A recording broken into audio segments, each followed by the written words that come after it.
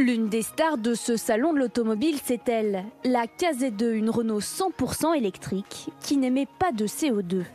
À plus de 38 000 €, elle n'est disponible qu'en Chine. Alors en Europe, d'autres marques proposent des modèles comme la Kona de Hyundai, une voiture plus écolo qui ne règle qu'en partie le problème de la pollution liée aux automobiles. Une forme de paradoxe, c'est-à-dire qu'en France, on a à peu près la moitié de l'électricité qui est produite avec le nucléaire. C'est finalement simplifier la réponse à ce problème que de dire que grâce à une voiture électrique, je suis capable de régler tous les problèmes liés aux émissions de CO2. Et une voiture électrique, c'est aussi une voiture plus chère qui n'attire finalement pas beaucoup de Français. Alors aujourd'hui, les ventes de voitures 100% électriques représentent à peine plus de 1% des ventes.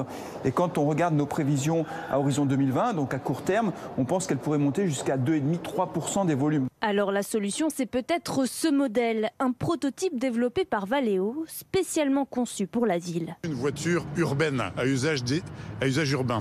On a pris le parti de faire une voiture 2 places. Donc 2 places, ça veut dire petite voiture, ça veut dire légère. Et en plus, en ville, on fait des parcours très courts. On fait des parcours de l'ordre de 20 à 30 km maximum.